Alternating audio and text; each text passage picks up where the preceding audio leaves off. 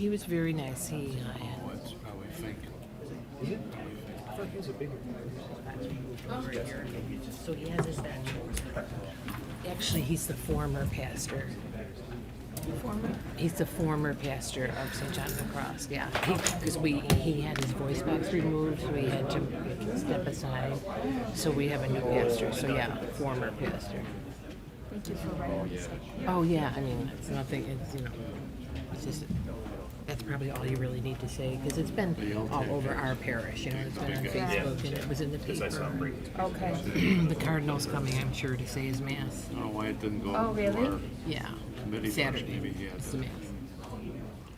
get this thing. Being presented as So the mass is Saturday? The mass is Saturday. Here, 28th at 11 o'clock. St. John's. The wake is This Saturday. this Saturday.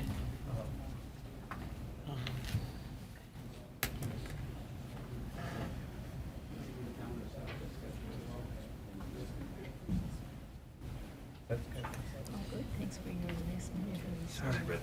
Yeah, just talk over the weekend. Yeah. That's what it's yeah. I wanted to make sure we could. It's supposed to be. These are minor. I mean, they really, okay, just clean up. There's nothing substantive. For some reason, the red light is not on there, so as long as you're good with that. Sensitive more to service oriented. Yep, there it is. And it doesn't deviate from the concept of. I knew I'd see it, just for Everybody's one getting little. card service. You'll be able to supplement that with stickers. And there's a significant cost savings to residents over the 5-year period. Yeah, that's great.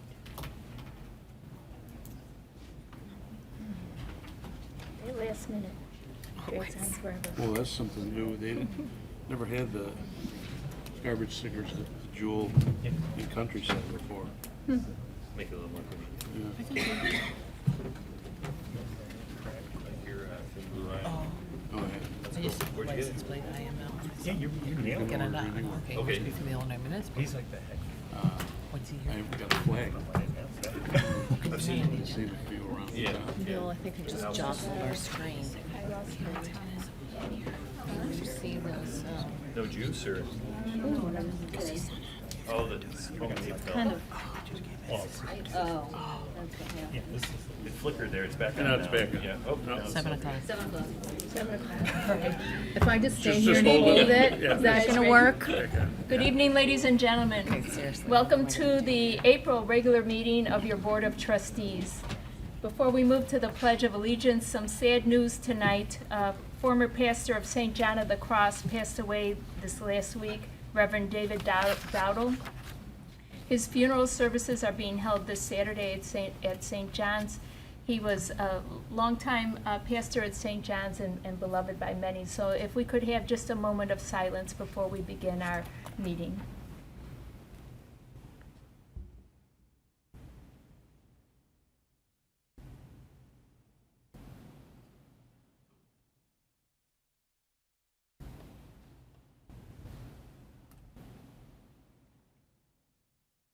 Thank you very much.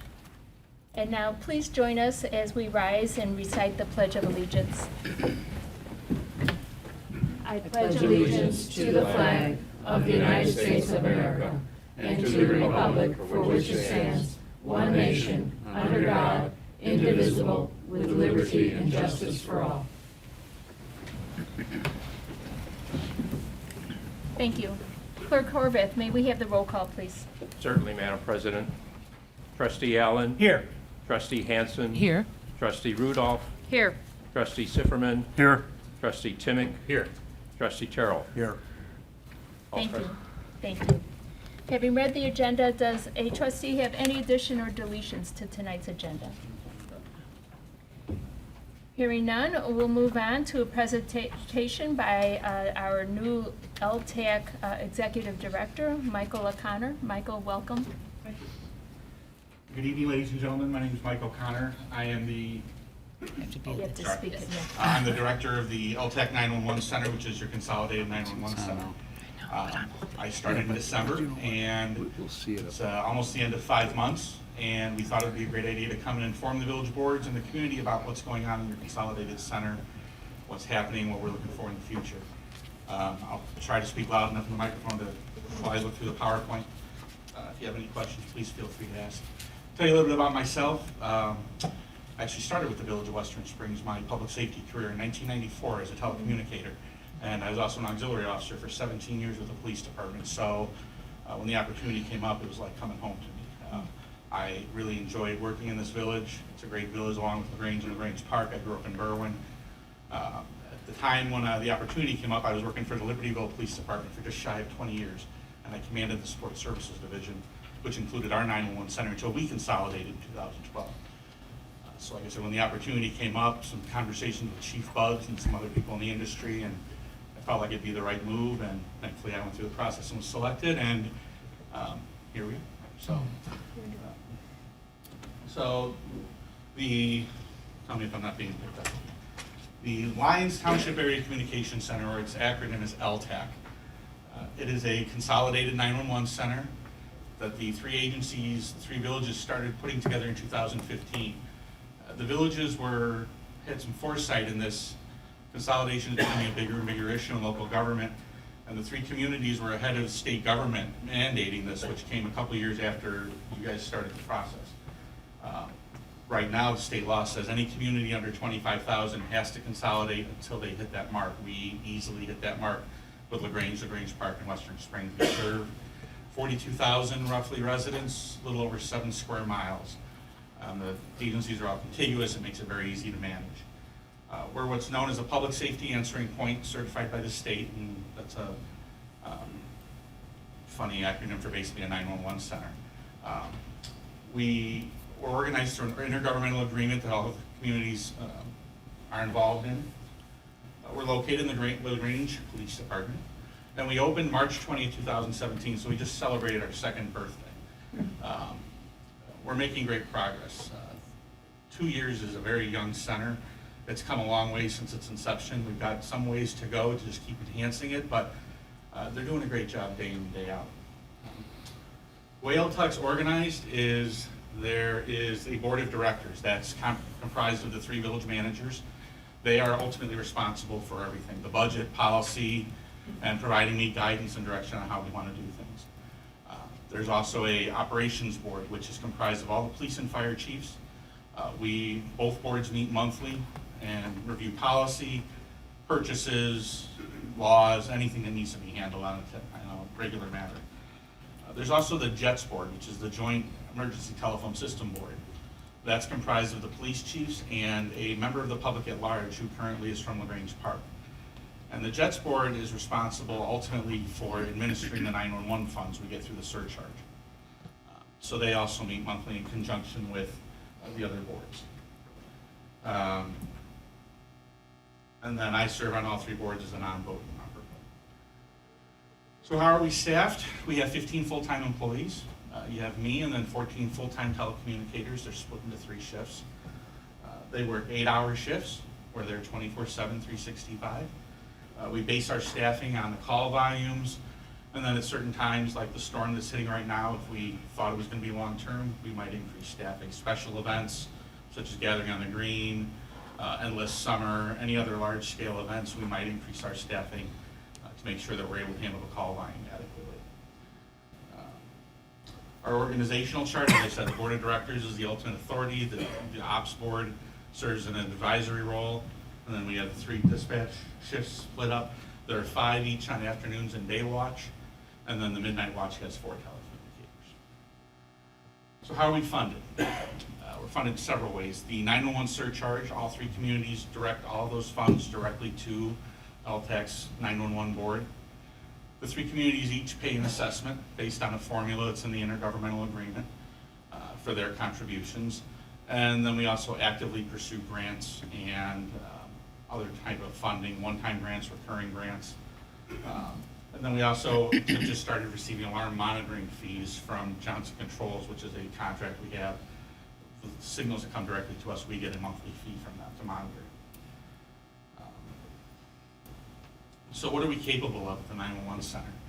By combining the three towns, we're able to pool our money and our resources to get more modern technology that honestly would be quite cost prohibitive to each of the three towns individually.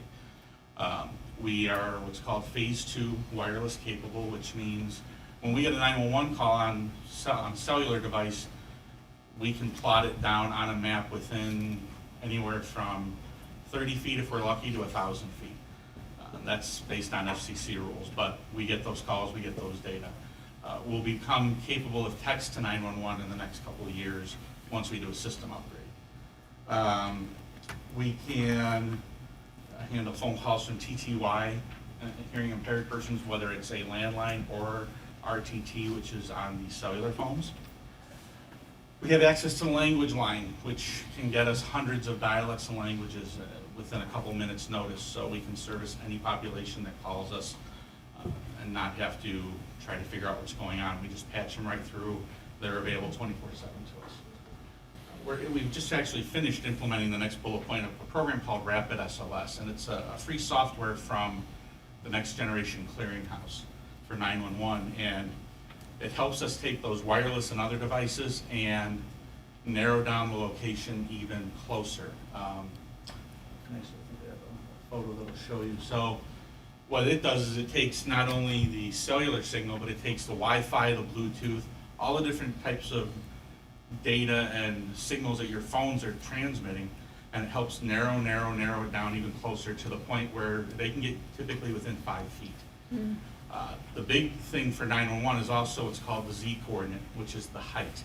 So when you get something like Fox Station, I hope that's the name right, or the high school, the hospital, Plymouth Place, if we have someone calling and they don't know where they are, that Z-axis becomes very important, narrowing the floor down. And that's a free software that's provided to every 911 center in the country. About 2 weeks ago, we had an accident in LaGrange Park. Young lady was in an injury accident. She had no clue where she was. She called 911. Cellular signal gave us probably within about a half-mile radius where she was, and then the dispatchers inputted her information and were able to narrow her down to within about 10 feet. So we knew which jurisdiction we were able to help go in there quicker. The screenshot up there is just kind of a demonstration of how it works. That's the LaGrange Police Station. The yellow circle is the confidence factor of where they thought I was, and the green dot right there is where they thought my phone was, and I was about 3 feet away inside the lobby. So it's a great tool we have, and especially being provided free to all the entities. More 911 centers are picking up, and the success rate in locating people is tremendous. Some other capabilities we have is all our police and fire vehicles are equipped through their laptops with GPS. So we can track and locate a police officer or fire vehicle at any time if we have to. We use that to determine who's the closest for a call when someone's calling for help.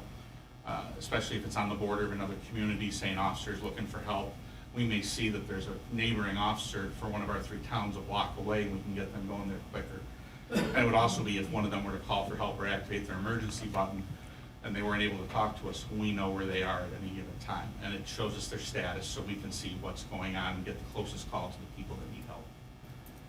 We monitor the weather. They were watching the radar right when I left because they heard the thunderclap. We have access to some real-time imagery that updates about every 5 minutes. Dispatchers are very weather leery. They like to know when storms are coming so we can be prepared.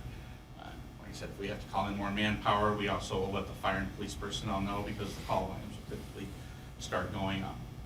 So we try to be prepared for that.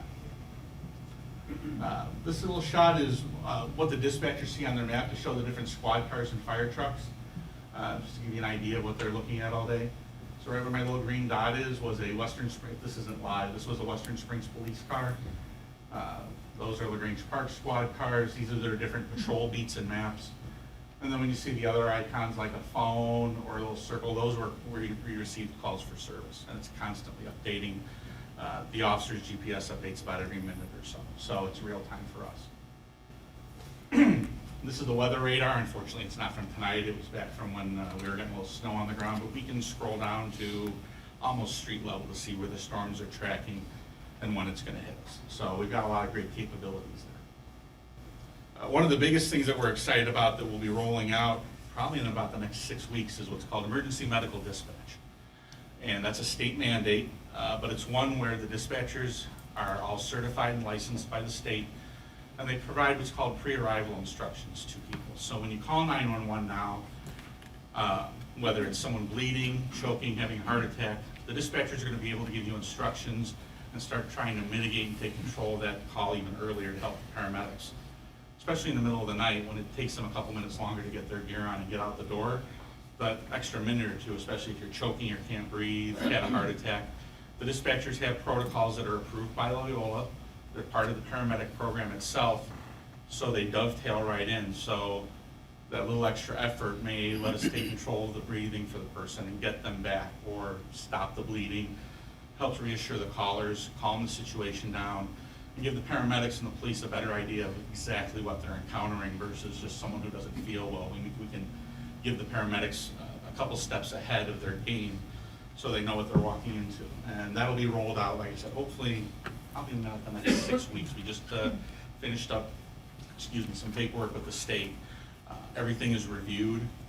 We have call reviews that are handled. Loyola constantly reviews us. The dispatchers go through continuing education, the same as the paramedics. And we're really excited about it because it'll really bring us to a new level of service for the villages, and we think it'll be real successful. So this is just one of their protocol cards. This is part of the PowerPoint. So if someone calls and says, I can't breathe, they're just going to click a button and we'll start walking them through how to give rescue breathing. There's no dilly-dallying with everything. And our dispatchers work in a team environment. So if I'm taking your phone call and you tell me you can't breathe, as I'm typing in your address, one of the other dispatchers is already dispatching the paramedics, so there's no delay. We're getting 911 calls dispatched usually in less than a minute, probably at least 85% of the time. So this is just not going to provide there's no delay. That's a lot of times people are concerned about that when they hear this program come in. We team dispatch, there's no delay. We'll get them out quick. So in 2018, by the numbers, what did we handle? We handled 32,926 police calls for service, and out of that, Western Springs was 9,337 police and 1,200 fire calls. Those are just the calls that we generate for the officers or when they go out on business checks, traffic stops, calls of those nature. So you can see the representation. Western Springs is just a little bit behind LaGrange Park. LaGrange is the biggest user of the system right now. We annually we update that every month for the villages. For 911 calls, we took 12,485 last year. And out of that, only about a third come in on landline anymore. Landlines are quickly going away. Unfortunately, that's the most reliable data for us because it doesn't change. Cellular is 76% of that, 74% of that, and finding callers can be incredibly difficult. That's where that rapid SOS is even more helpful. Total phone calls last year for everything you can imagine, a little over 50,000. Overnight parkers, how do I pay a ticket? I need directions. Tell me if the post office is open. Pizza delivery. 911 and the police department and fire departments are the only people that will answer the phone at 3 a.m. on Christmas morning. And if you have a question, you call us and we'll try to get you the right answer. That's just part of what we do. Some other things we provide, as you know, all three towns migrated to Frontline PSS for the overnight parking. We'll still take them on the phone. You know, sometimes you have someone who's not real familiar with the internet or the circumstances prevent them from doing it. We don't turn people away. We'll take the information, put it in the system for them. We monitor burglar and fire alarms that come directly to us on our panel. We monitor facility cameras for all three communities, make sure everything looks okay, especially when officers have prisoners in custody. We try to keep an extra eye, make sure there's no problems in back. If bad weather hits, we'll activate the tornado sirens. We make all the notifications for public works and utilities, NICOR, ComEd, anything else that needs to be done. We maintain warrants and HOTS files as a central repository. On the weekends, we handle the live-alone calls for the village. The police administration takes care of it during the week. We'll take care of it during the weekend. And then we're trying to do more public education events. Last year, we did National Night Out with Western Springs and LaGrange. We're going to do that again this year. We're trying to do more tours, go out and do some more speaking engagements, let people know we want to be part of the community and what we're able to offer and be involved with. We are a green center. We're small, but we try to recycle every piece of scrap paper, toner, you name it. We don't throw anything in the garbage if we can't. I've got a crew that's fantastic, and they are very responsible in every way, shape, and form. They'll take if I brought this piece of scrap paper with notes back tomorrow, they'd see a blank side and they would use that. So we don't put anything to waste if we don't have to. That's great. In 2018, overall as a center, we were trained and released one new dispatcher to work solo. We had a vacancy based on a person moving to a new geographic area. There's been very little turnover at Altech, and that's something to be proud of as one of the villages, is that people obviously are enjoying working there. It's a good place to work. My worry ever would be that we have high turnover because it's an unsatisfactory place to work. That's when we have problems to address, and I don't see that happening. It's a fantastic crew there. They hired and recruited a new executive director. Hopefully I'll be around for a while and we won't have to go through that again. We built and updated our unmanned backup center, which is located at LaGrange Park. So if everything were to fail, we have our 911 backup is located in River Forest. So another thing that the three agencies actually did that was very forward thinking, and I won't take credit because I wasn't here yet, but they decided to leave a backup equipment center and they put it at LaGrange Park. And where that's fantastic is we get a large scale event, we can split our operations, or if everything fails, I don't have to send people to River Forest. I can flip a switch, let them handle it for 10 or 15 minutes so I can get someone at LaGrange Park. It has all the same capabilities that we do, just on a lesser scale, lets us keep everything local. There are very few municipal entities that have that. They usually just flip the switch and let it go and try to get people out to River Forest, which it's gonna happen in a blizzard at 2 in the morning, not on a beautiful day when there's no traffic. So,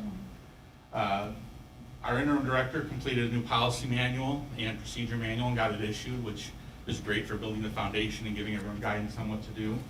As I said earlier, we took part in National Night Out. And then my predecessor, the managers, the chiefs, the treasurer, everybody kind of pulled together before I started. And they applied for a consolidation reimbursement grant. And we were awarded it by the state. We got the second highest amount in 2018, $869,712.83. That is all we're waiting for right now, honestly, is the check. We can use that for anything except personnel, and our intent's to use it for the future large-scale equipment purchases where we have to replace the radio system, we have to replace the 911 system, things that cost hundreds and hundreds of thousands of dollars. This money, with the board's directions, will let us plan for that and be able to pay for it without having to do, hopefully, we won't have to do any large-scale increases on assessments or special assessments. This alone, the only thing I can't use it for is personnel. So this was fantastic work by all of those people. Very few agencies statewide put in for this money. It was just sitting there. When we upgrade the 911 system in about 2 years to be ready for next generation, which is the texting and the media stuff to 911, there's a grant for that to do the exact same thing. We'll apply for that and hopefully get awarded that. So that takes a lot of the strain off the communities and the assessments and reduces the need to come for big changes or increases. So they did a great job with that. What are we going to do in 2019? Well, right now we're looking at one of those technology things. We have a lot of radio coverage issues between the three towns for both police and fire and their concerns. So we're waiting on a proposal from Motorola to go to what's called the Starcom radio network. It's a statewide network that Motorola owns.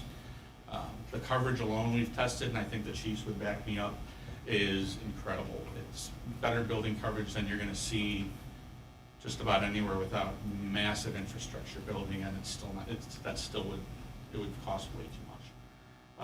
So we're waiting for that. It's also interoperable, which means we can communicate with anyone in the state. We can tell a police officer or firefighter to go to a particular channel, and they could sit right here in this boardroom and talk to Carbondale as clear as you can hear me now. So it's a fantastic network, and I'm hoping we're going to be able to go to it. We're preparing for next generation. As I said, that'll be a major upgrade of the 911 phone system to be able to take texts, videos, photographs, chat, and text messaging back and forth with people. That's a game changer in 911. That'll be a complete change in how we do our jobs. We're not going to be used to being able to have that amount of information accessible to us. And then we're going to continue to expand, as I said, our public education efforts. We actually just started our Facebook page last month. So hoping to get information out about us, like I said, let the community know what's involved in us. That's all I have. I'm happy to answer any questions from you or anyone else, but ahead of time, thank you very much for having me tonight. Well, thank you, and first of all, congratulations on your appointment, and it's wonderful. I've heard nothing but good things since you've arrived about how much you're organizing the department and moving it forward, the center, so we appreciate it. As far as going forward, is there any interest from other communities in joining the center, the LTAC group? There's been a little bit of interest from what I understand from a couple communities. We'll be looking at that over the summer. Right now, there's just one. Based on our physical size and space that we have available, we probably couldn't bring on more than a couple just to have enough room to work efficiently. But I think over the summer, we're planning on having conversations with at least one community to see if, and they're very close neighbors, so hopefully we'd be able to bring them on board and expand our scope and abilities. Do you have a cap as to how far you would want to go? You wouldn't want to have more than a certain amount, right, to have it be, not just, I don't mean just the physical dimensions of your Right. building, but just as far as the... Me personally, I wouldn't want to go more than 5 or 6 communities in that particular center, only because for dispatchers, like DUCOM is a good example. It's a great facility. They're run very well. They serve over 30 communities. It makes it very difficult as a dispatcher, and I've worked in centers that large, to be able to know those communities. You know, one great thing is if you call and say, I'm at the mobile, there's only a couple between the 3 towns. The dispatchers can help narrow it down. Knowing 33 communities' geography is very difficult. Me personally, I would prefer not to go bigger than 5 or 6 at the most communities. Director O'Connor, is the Western Springs percentage of the contribution to this proportionate to the volume of calls, Yes, the sir. population? It's proportionate to the volume of calls, almost dead on. I think the assessment right now is working well, and you're paying for your fair share. And I just have one follow-up question. I saw a news report that it may have even been in your former village, where they've abandoned the emergency alert system by the sound tower and recognizing that so many people have electronic emergency alert systems. Is that something that LTAC is looking at? For the emergency notification system, we have Code Red. We're actually looking at another vendor right now who may offer some better capabilities. We're actually have a conversation about that tomorrow. In terms of abandoning the tornado sirens, I haven't had any conversations with the chiefs or managers about that yet. There's still a lot of people out during the day. The 2 a.m. tornado I get, Right, but right. it's that middle of the day, like right now, when Yeah. it starts to roll in. It may Okay. increase my call volume, but if I can get people into shelter, Well, that's But, good to hear.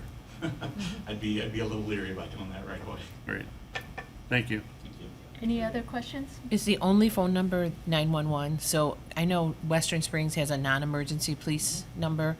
Do you have a non-emergency number there? I mean, obviously you have phones that people can call, but I'm wondering about the people that call at, 3 in the morning and, So during the day, all the non-emergency numbers go to the respective police departments, and at night, they're all auto forwarded to us. So, okay. it goes through a phone tree internally, and just basically after a certain number of rings, it forwards to us, and we'll answer all the non-emergency lines after hours. So if someone calls, whether it's the emergency, 7-digit non-emergency, or 911, eventually they'll get to us, and if it's after hours, it'll come straight to us. okay, thank you. Any other questions? I have a question. What is the charge you're looking Annually? Actually, I never wrote that down. I'm sorry? for? $338,000. What percentage out of the 3? It's roughly 30%, I believe. Just a little under 30%. We pay a proportionate share, so the calls that come in that are Western Springs, that's what we pay, correct? You pay for what you get. Any other questions? Well, thank you very much, Mr. Thank O'Connor. you. Appreciate Y'all have a it. good night. Thank you. And congratulations on your grant, too. That's wonderful news. Thank you, Tracy. Any new business? I don't believe there's any new business tonight. Then we have a quick update on the Lakeshore Recycling contract. I want to thank our staff for their continued efforts in getting the contract finalized along with Attorney Jerusik. I know and Lakeshore, everyone was working hard over the Easter weekend, the holiday weekend, so appreciate that. Attorney Jerusik, is this your Sure. update? Thank you. There at your desk are minor refinements to the agreement. The one that you got in your packet, staff and the vendor and I worked on that. The minor refinements really deal with just confirming that we are going to a full cart-based system. Refuse and waste landscaping stickers will be a supplement to that. You're not going to be able to put your garbage out other than being in the program, subscribed, and having a cart. The waste stickers are going to be used to tag any additional waste that goes beyond the capacity of the contractor's cart. There were some other minor clarifications, throughout the document that just we needed to make because we took our base template agreement that we've used for the last 20 years and we were moving it to a full cart-based system. So we needed to clarify a few things. We've done that. I guess a couple of high points. There is going to be, there'll still be the community cleanup. There'll be another neat cleanup event. There is going to be backdoor service, curbside service with the carts. There's going to be an enhanced recycling program with an expanded amount of different recyclables that the vendor will be able to handle. And then there is a cost savings. The contract is for a 5-year period, as we said at the last meeting. That's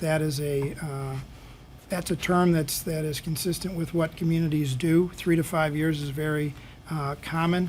You can go up to 40 years, but we don't recommend that. This bidding process has netted the village a significant cost savings over its current program. When you do an apples-to-apples comparison, it's roughly a $1.6 million savings over a 5-year period. So those are just some highlights. If anybody has any questions, please feel free to ask. Thank you. There's also going to be the typical Christmas tree pickup after the holidays too. Yeah, actually, all of the services that the community received under the old service provider are incorporated into this current contract Okay. going forward. Really, the only change is we're moving to an all-cart-based system, which we did not have before. That's really the only difference. Though carts were available under the old contractor, this is going to be an all-cart-based system where the waste and the recycling stickers are going to be used to supplement, extra waste. Right. Yeah, thank you. Especially on a night like tonight when it's so windy, we'll be seeing cardboard around the community for another week while everybody goes around picking it up. So I think moving to the cart system will save us some of that debris and about the community. So, any other questions for Attorney Jerusik? Then the plan is to keep it on the omnibus unless anyone wants to bring it off and vote on it separately. Okay, great. Thank you for that report. Moving on, we have a 2019 roadway program bid results and recommendation. I know Matt's home sick. That's next on my agenda.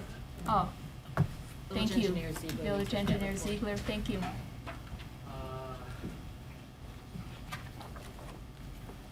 So the village, on April 11th, opened up bids for the 2019 roadway and water main project. The engineer's estimated cost was about $2 million, and the the low bidder came in at about $1.8 million. Very successful bid, well understood by all of the entities, very few questions on the plans and those type of things. DiNatale Construction was the low bidder. DiNatale Construction is a concrete contractor. The vast majority of the project is concrete, so it fits right in their wheelhouse.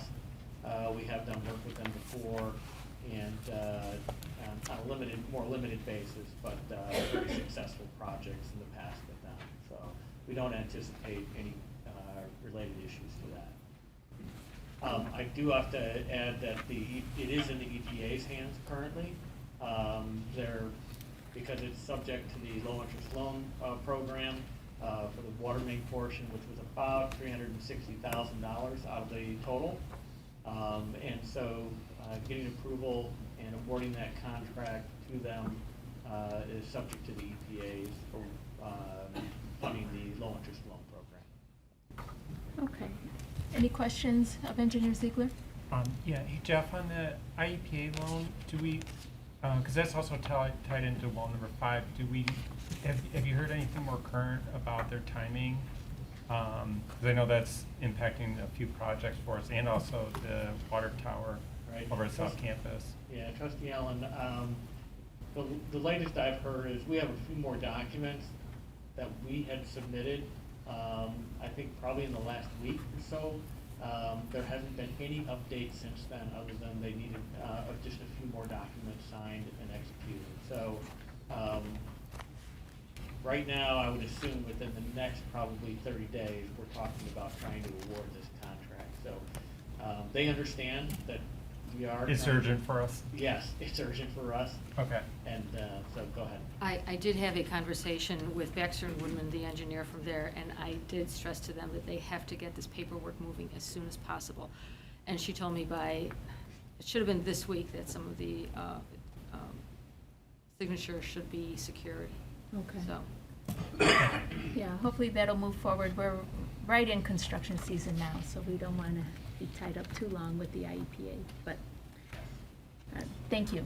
Any other questions? And what streets would be covered by this, just so the people watching, or do we know?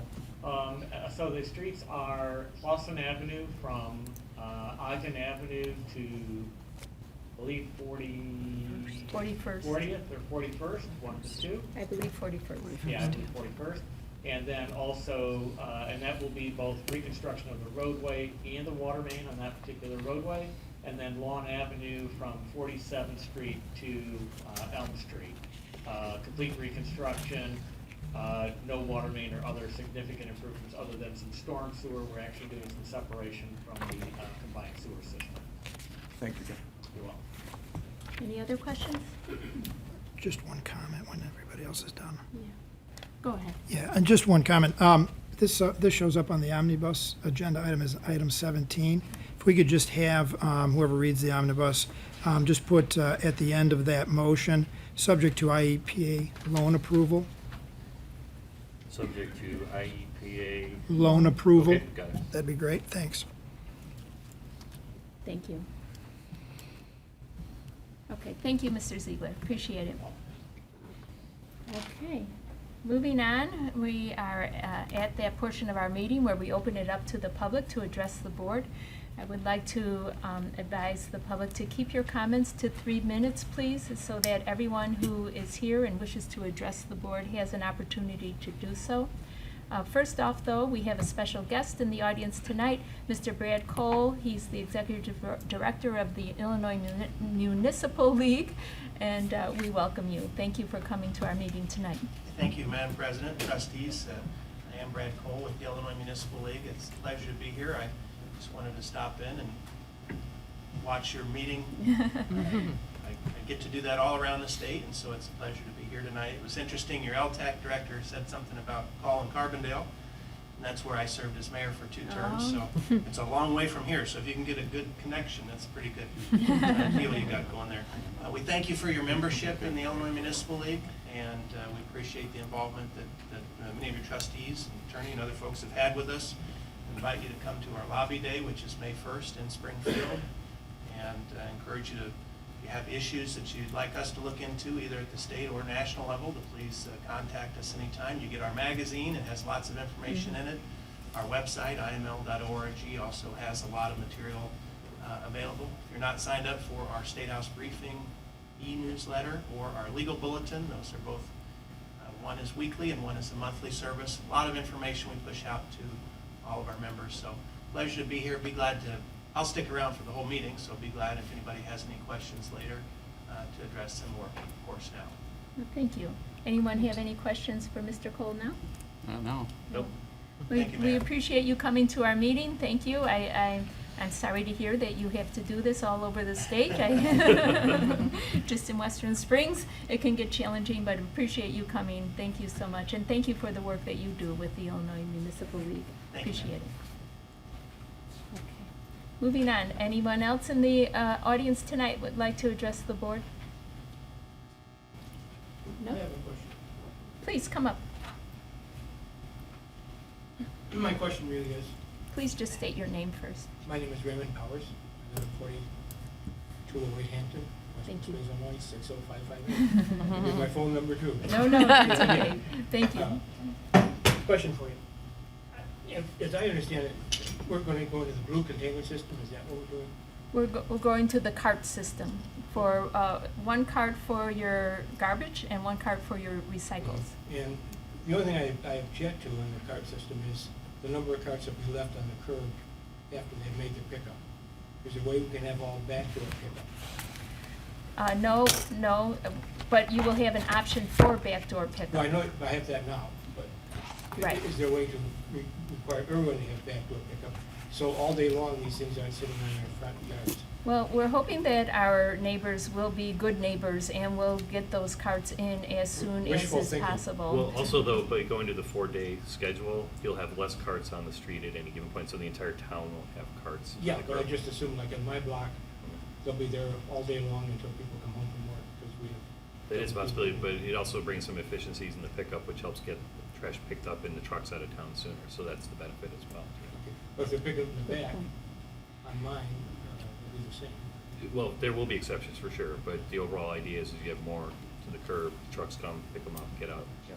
So there's not a way to restrict everything backdoor pickup? Unfortunately not. No, Why not? it's expensive. It's But too we're costly. paying for it. You're paying for it, but and if you choose that option, Which I that's do. wonderful.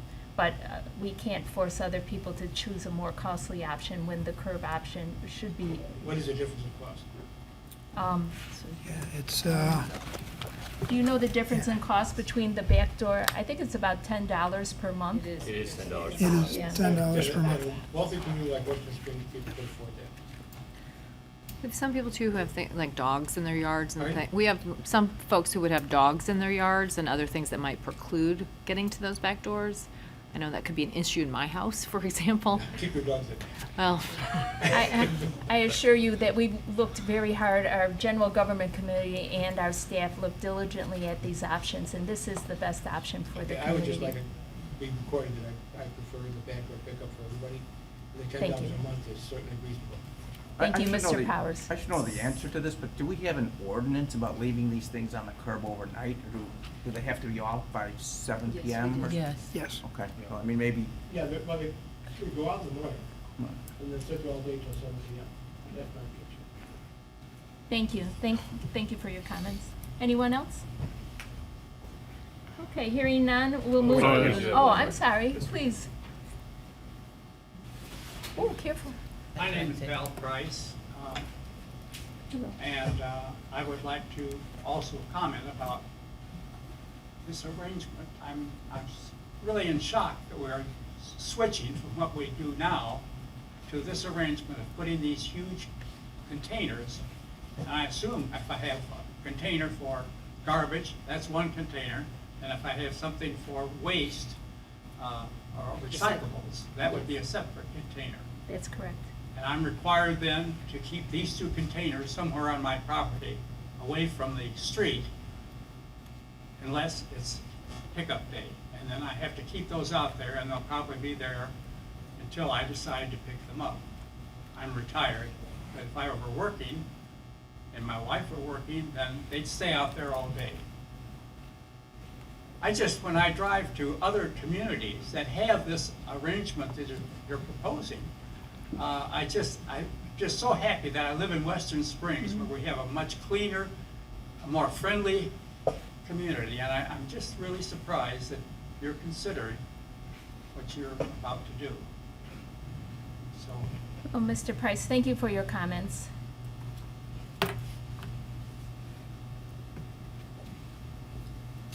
And thank you for your service to the village too, and for being our neighborhood garbage collector. Well, so actually, I was going to say that I see you most Saturday mornings when I'm out walking my dogs, and you're out. He's making money. Yeah, he's big. But you know, this was one of the driving forces before us in terms of going to this service with the recycling carts, because I feel a lot of the trash you're actually picking up is stuff that's blown out of these, you know, boxes and bags and other things that, you know, where these recycling carts we do believe really will help keep the village cleaner. So you'll have the inconvenience of the carts on the curb on pickup day, but overall, I think the end result would be better for the village. And I feel quite strongly about that, because the litter on the streets I find quite distressing. Thank you. And just one, there's an option for a smaller cart if your household doesn't have that much waste, which I hear your point. It's very valid to have these big carts everywhere, you know, up and down the block, but there might be, in some cases, much smaller carts that'd be a little less of a high impact, but would have that lid that Trustee Timick talked about that would keep the garbage in the container as opposed to it blowing around like it did last week. For sure, and knowing that some people prefer the bags because they're a little bit easier to maneuver, that's why we did also work with Lakeshore to ensure that we had the option for 35, 65, and 95, so we can make the things a little bit more portable for everyone. Thank you. Yes, Mr. Price? Well, I don't see anyone from Commonwealth here, but I would think that considering you're talking about two fairly sizable containers, even the small one, may be a challenge for people who live in a community like on Commonwealth Avenue, where they have probably very little space to accommodate those units when it's not time for the pickup. I don't know whether you've considered that or not, but I would think that they would also be surprised and possibly disappointed. Thank you. Would anyone else like to address the board this evening? Seeing none, we'll move on to the explanation of the omnibus voting procedure. The Illinois state statutes allow a municipality to collectively vote on a group of ordinances, resolutions, and other motions, such as awards of contract, appointments, etc. This is known as an omnibus vote. All the items contained on the omnibus vote list have been previously discussed by the President and Board of Trustees on at least one occasion, and often on several occasions. By placing them on the omnibus vote list, a single vote may be taken to approve them. A trustee may remove any item from the list and have it discussed and voted on separately prior to the omnibus vote. Is there any such request this evening? Hearing none, Trustee Timick. Thank you, President Gallagher. I move that the following ordinances, resolutions, and motions as contained on the meeting agenda for April 22nd, 2019 be adopted and or approved under an omnibus vote. Agenda item number 1, approval of minutes of the meetings of March 25th and April 8th, 2019 as read. Agenda item number 2, ordinance number 19-2951, amending Title IV Liquor Control, Chapter 1, Alcoholic Liquor, Section 4-1-10A, 9 of the Western Springs Village Code of 1997, as amended, relative to the creation of a Class I special events on property owned or leased by a not-for-profit organization liquor license which can be issued in the Village of Western Springs, Cook County, Illinois, St. John of the Cross Parish 2019 Family Festival event scheduled for June 20th to 23rd, 2019 at the 5005 Wolf Road property. Agenda item number 3, ordinance 19-2952, amending the Western Springs Municipal Code of 1997, Title 7, Motor Vehicles and Traffic, Chapter 3, Parking Regulations, Article B, Permit Parking, Section -3B-3, Issuance and Sale of Permits, Subsection 7-3B-3C, Permit Fees, to update certain regulations. Agenda item number 4, ordinance 19-2953, amending the Western Springs Municipal Code of 1997 as amended, Title 7, Motor Vehicles and Traffic, Chapter 4, Traffic Schedules, Section 3, Schedule 3, Parking Limitations and Prohibitions relative to posting no parking from 8 a.m. to 5 p.m.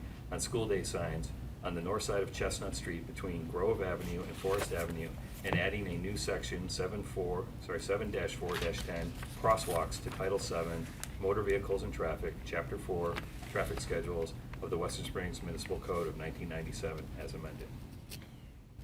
Agenda item number 5, ordinance number 19-2954, amending the Western Springs Municipal Code of 1997 as amended, Title VII, Motor Vehicles and Traffic, Chapter 4, Traffic Schedules, Section 3, Schedule 3, parking limitations and prohibitions relative to removing existing no parking this side signs on the south side of Maple Street between Forest Avenue and Hampton Avenue, and removing existing 2-hour parking signs and posting no parking on school day signs on the north side of Maple Street between Forest Avenue and Hampton Avenue.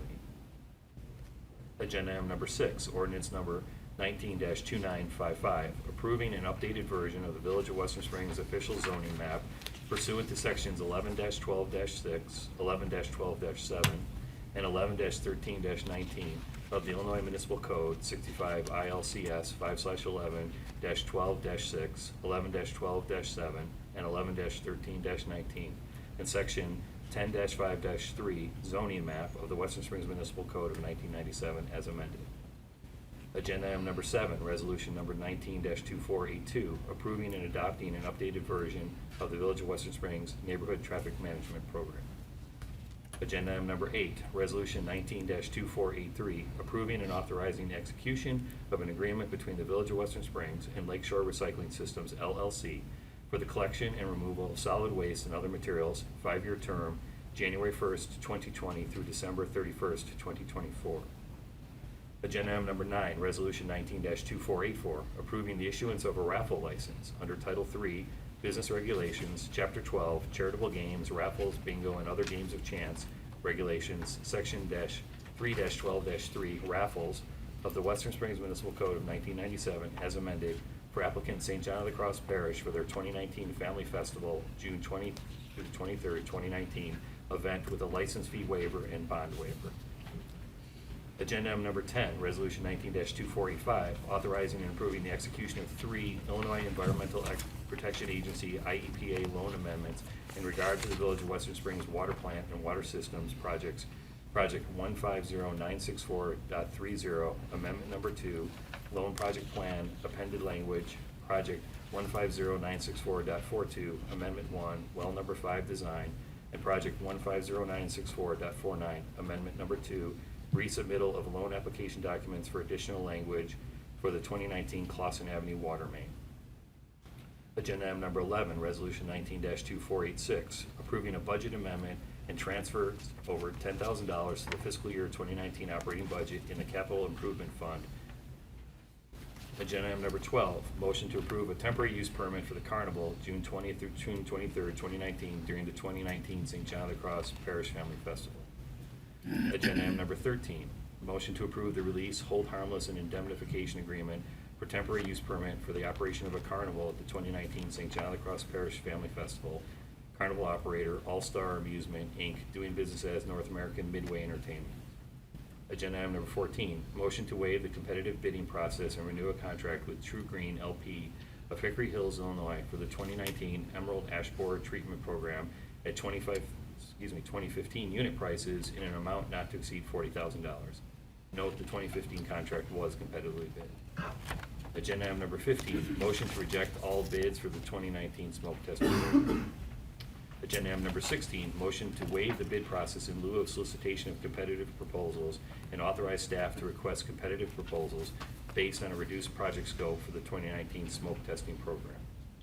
Agenda item number 17, motion to award a bid to lowest qualified responsible bidder, DiNatale Construction Company of Addison, Illinois for the 2019 roadway program in an amount not to exceed $1,830,146.25, subject to IEPA loan approval. Agenda item number 18, motion to approve a temporary use permit for the Thomas Ford Memorial Library block party event to be held on June 15th. Agenda item number 19, motion to approve a license and indemnification agreement for temporary use of village-owned property by the Thomas Ford Memorial Library, use of Chestnut Avenue between Wolf Road and Lawn Avenue for a block party event. Thank you, trustee Timick. Is there a second to the motion? I'll second. Any discussion? Clerk Horvath, may we have the roll call vote, please? Yes, Madam President. However, a point of procedure to Village Attorney Jerusik before I begin. Is President Gallagher to be included in the roll call votes? Yes, she is, on all omnibus votes. Okay. Then I will proceed. Trustee Allen? Aye. Trustee Hansen? Aye. Trustee Rudolph? Aye. Trustee Sifferman. Aye. Trustee Timick. Aye. Trustee Charoff. Aye. And President Gallagher. Aye. Thank you. Moving on to any other business tonight to address? No? Then trustee Rudolph, your monthly financial report, please. Thank you, President Gallagher. You should have all received your packets with the March financial reports and just a few items to call out and to bring to everyone's attention. The general fund ended the quarter with a surplus due to the receipt of property taxes. As also noted last month, the sales taxes received in March are about 2.5% greater than the same period last year. Revenue received by the end of the first quarter is approximately 6% greater than projected and attributed to an increase or a higher receipt of building permits and fines greater than expected. The water and the sewer fund, the consumption that was billed in March was about 1% greater than last year in the same period, and those are still at the old rates. The police pension fund posted an unrealized gain with a return of 1.2% and has a trailing 12-month return of about 5.02%. Questions on any of those financials? Was there going to be a presentation on the sensitivity to the pension fund on like various scenarios? We are trying to schedule an appointment, a meeting with our actuary for the first meeting in May. Okay. She's going around to different communities, so we just got scheduled in there. Okay, thank you. Great, thank you. Any other questions? Okay, if not, I'll make a motion to approve the financial reports for the month ending in March. I'll second. Okay, may we have a roll call vote, please, Clerk Corbett? Certainly, Madam President. Trustee Allen. Aye. Trustee Hanson. Aye. Trustee Rudolph. Aye. Trustee Sifferman. Aye. Trustee Timick. Aye. And Trustee Charoff. Aye. Thank you. Just, one other thing, we'd just like to also announce for our residents that we're adding some additional hours to accommodate commuters with respect to the stickers that are due here coming up shortly. So this coming Saturday, the Village Hall will be open for the purchase. And also, in addition, on next Monday, the April 29th, from 5 to 7 p.m., there will be additional hours, again, helping to accommodate commuters as they get off the train for that. Oh, thank you. And so stickers must be on display by May 1st, May 2nd? May 1st. May 1st. Thank you. All right, thank you. Moving on to my report.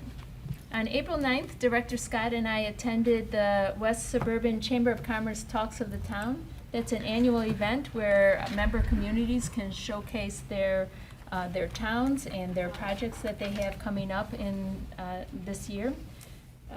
Mayor Livingston of LaGrange, Manager Cedillo of LaGrange Park, and the Brookfield manager all spoke of new development and challenges in their respective towns. And I spoke on behalf of Western Springs on all the exciting things that are coming up in 2019 for us.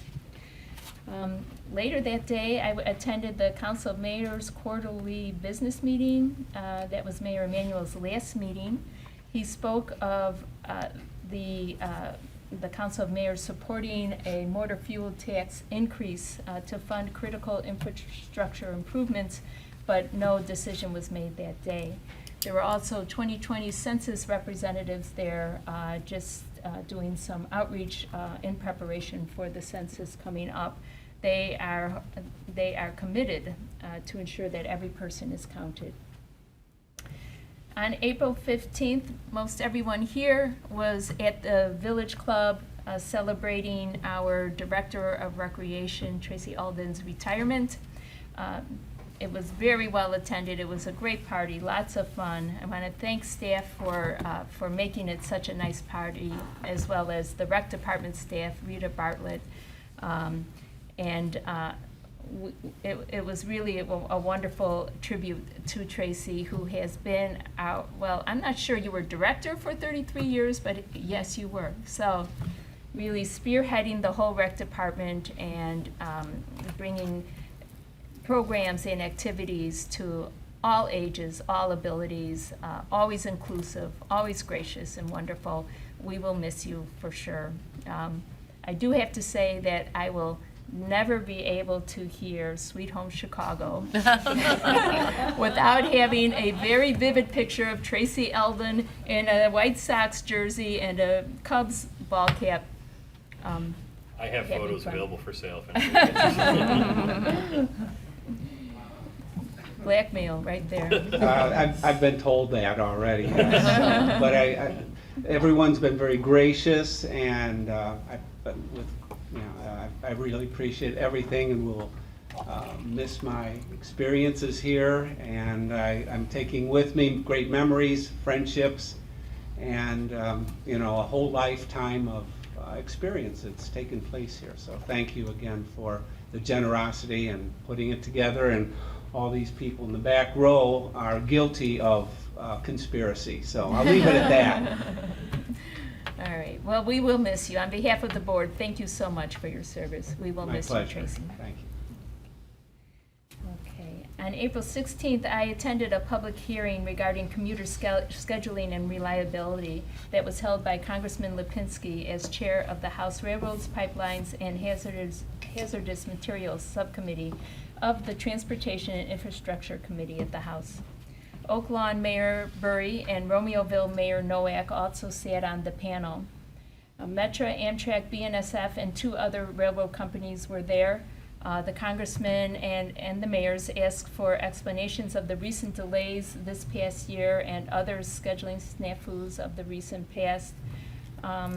There's multiple reasons for those: positive train control implementation, the polar vortex that we all survived, and of course human error. And no matter how much you automate, you can't really get away from human errors. So, but the entities there assured us that lessons had been learned and that the delays that were avoidable will be corrected so that they won't recur in the future.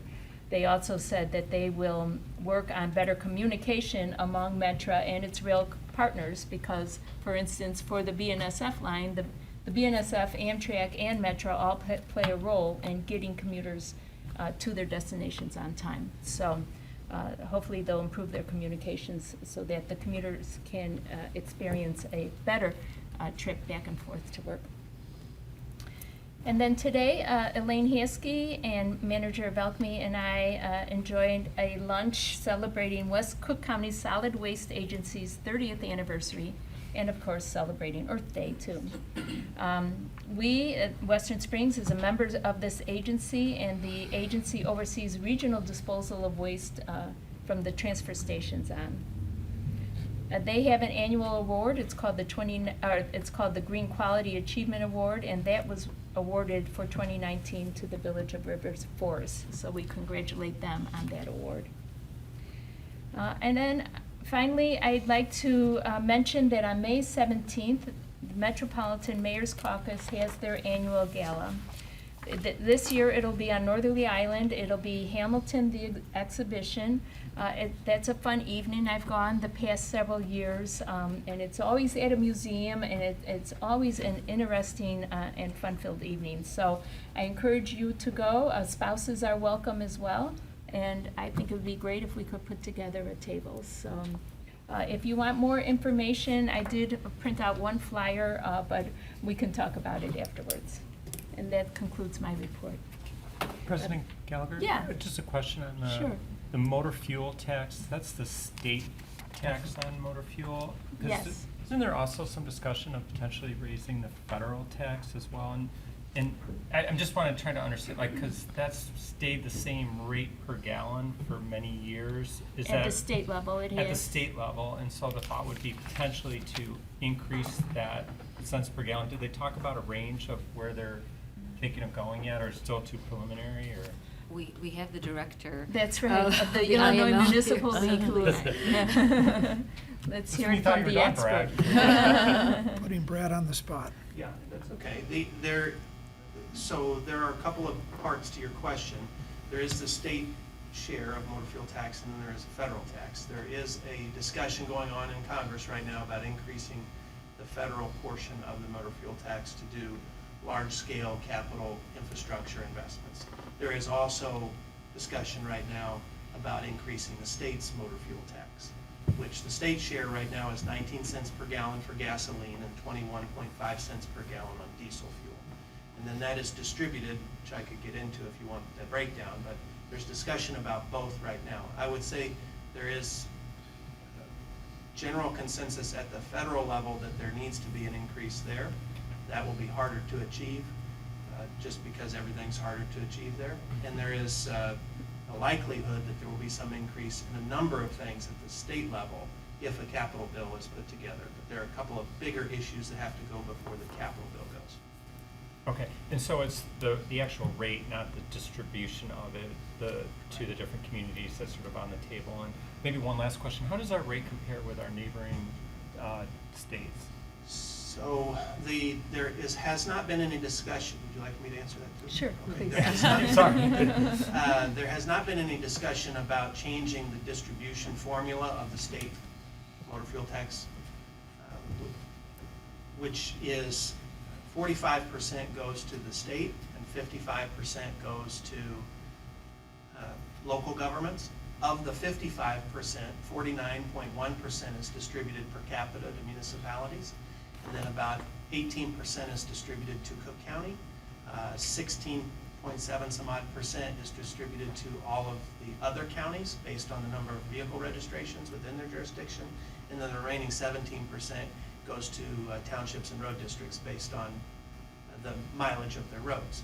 There's no discussion about changing that, but there is discussion about changing the rate. So from the IML's perspective, we don't want to see the ratio change. We want to maintain the distribution as it is now. But we would support, we haven't taken a formal position, but we would support any increase in it as long as it was a commensurate increase to the share. And our state rate compared to our bordering states? Oh, yeah, that was the other part. Like Indiana is about 10 cents higher than we are. Theirs is indexed, so they indexed it a couple years ago. It was at 28 cents, and now it's 29. So I think, I'm not entirely sure what Iowa and Wisconsin are. Okay, thank you. Are they talking about indexing ours once it's raised? The they being the General Assembly? Yes. No, but Okay. it's a concept that has been proposed. Mhm. But that has not, there is no legislative language just yet about a capital bill. Well, Okay. there are a couple of bills that have been filed, but there isn't a consensus agreement just yet. Okay. So Senate Bill 103 is one, if you wanted to take a look at that. And none of those that have been filed, I believe, have an indexing, but that is something that's being discussed. Thank you. Any other questions? Thank you. Village Manager Velkman. Thank you, President Gallagher. Attorney Jerusik and I have conducted 2 orientation sessions with our new trustees, James John, Nicole Chen, and Al Fink, the incoming trustees, that is. We have covered the operations and laws that they will need to know as new trustees, and on May 9th, we will be providing them with a tour of the village facilities. So if there are any sitting trustees that would like to join us, if you could please just advise us of that so we know approximately how many people will be attending by Friday, May 3rd. And if you could call Deputy Clerk Haskey. So, thank you so much. And then tonight we also have Alex Breedis. He is our new Director of Recreation, and Alex, stand up. And he is coming from the village of LaGrange Park, as you know, and he has a lot of experience also in Rifle, Colorado, and we are very happy to have him on board, and he has pretty good big shoes to fill, but I'm sure he'll do a fantastic job, so thank you. Thank you, Alex. We look forward to having you with us for the next 33 years. So, and as we all know, this is Tracy Alden's last board meeting. So, Tracy, even though you are ready to leave the Village Recreation Department, you're still young, you're still, energetic and so forth. And so the directors decided that, because you love the hub so much, that you could probably join them and walk out on the field. But you're going to need something to walk out on the field, right? So why don't you come on up?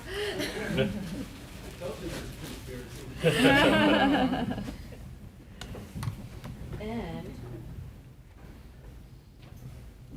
Tracy will now be able to go out. Oh.